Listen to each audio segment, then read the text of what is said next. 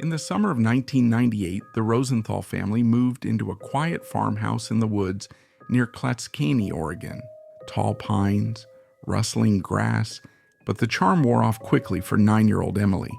She was shy, quiet, and often preferred her own company. One afternoon, while exploring the overgrown property behind the house, she stumbled on something buried in the dirt beneath a rotting tree stump. It was a doll, porcelain-faced with a sky-blue dress and curly brown hair. Its face was perfectly preserved, almost too perfect. Painted blue eyes stared eternally ahead. She brought it home. Emily's mother, Lauren, thought it was creepy and asked her to throw it out, but Emily refused. She named the doll Claire and began talking to it constantly. Within a week, Emily's behavior changed. She no longer played with her dog or talked to her parents at dinner. She spent hours alone in her room, whispering. Lauren chalked it up to adjustment. The move had been hard, but things got stranger. Emily began telling them things she shouldn't have known. She told her father, "You lied to Mom about the money you spent last month at the motel." He froze. It was true. She told her mother, "Don't worry. The baby you lost last year wasn't your fault. Claire told me the doctor made a mistake." Lauren had never told anyone, not even her husband, about the miscarriage. Then one night, Emily screamed. Her parents rushed in to find her pointing at the doll, shaking. "Claire says someone's going to die. She said it'll be my fault if I don't listen." The next morning, Lauren found a dead bird on their front step. Its wings had been ripped off. That night, their dog went missing. A day later, they found it behind the house, mangled. Emily insisted Claire had warned her. Claire said he was next. Lauren finally had enough. She snatched the doll from Emily and locked it in the garage. Emily wailed like she'd lost a limb. The house was quiet that night, eerily so.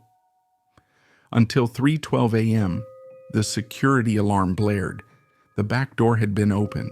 Lauren and her husband found nothing outside, but when they returned to the garage the next morning, the porcelain doll was gone. No sign of a break-in, nothing on the cameras. Emily was sitting in her room smiling, Claire back in her arms. Lauren called a priest. A blessing was scheduled for the next day, but that night, the worst happened. Emily disappeared from her bedroom. The windows were locked from the inside. The doors were untouched, but the sheets were cold. The doll sat in the center of the bed, face cracked, eyes gouged out. Police searched for weeks.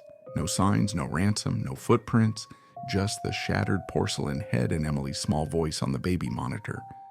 A whisper, repeating a phrase over and over.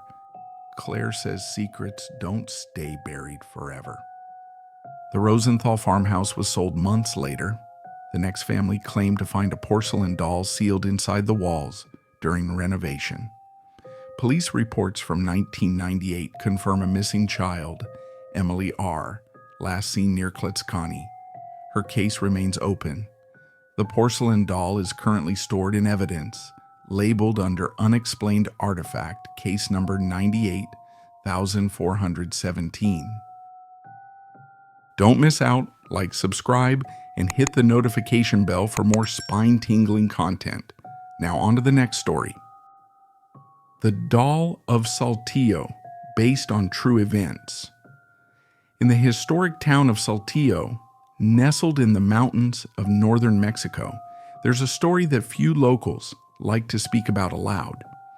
A tale not found in guidebooks or history texts, but whispered in the back rooms of shops and around kitchen tables on stormy nights. It's the story of a porcelain doll, elegant, silent, and cursed. In the summer of 1985, the Sanchez family visited the bustling Mercado Juarez, a maze of street vendors, antique dealers, and hidden treasures. While browsing, their youngest daughter, Anna, noticed a porcelain doll sitting alone in a dusty glass display case. The doll wore a delicate blue lace dress, had pale skin, and green glass eyes that seemed to follow anyone who walked by. A thin crack ran down one side of its mouth, giving it a crooked, unnatural smile. Isabel, Anna's mother, asked the elderly vendor about it. He simply said, "She prefers to be watched. Don't let her sit in silence." The words were strange, but brushed off as eccentric. The family bought the doll and took it home, placing it in their living room, still inside the case. That night, strange things began. The family's dog, Rocco, began barking at the cabinet, refusing to go near it. He stood at the threshold, growling and whining, as if something inside frightened him. Doors began opening and closing without explanation. Cold drafts crept through rooms despite all the windows being shut tight, and the once cozy home felt wrong. 3 nights later, Anna awoke screaming. She said she had heard soft footsteps, tiny taps across her wooden floor, and a voice that whispered, "Let's play." The parents chalked it up to a bad dream, but the next morning, the doll's glass case was shattered from the inside. The doll lay face down on the floor. No one had touched it. Anna's behavior changed. She became pale, withdrawn. Her drawings turned disturbing. Images of a doll with long limbs, always standing in doorways. Then came the seizures, violent, unexplained. Doctors found no medical reason. Her voice changed at times, deepening, speaking in phrases Anna never used before. One night, Isabel found her daughter standing in the hallway at 3 a.m., her eyes wide open, whispering, "She doesn't like being locked up." Frightened and desperate, the family contacted Father Torres, a local priest known for dealing with unusual spiritual matters. When he saw the doll, he turned pale.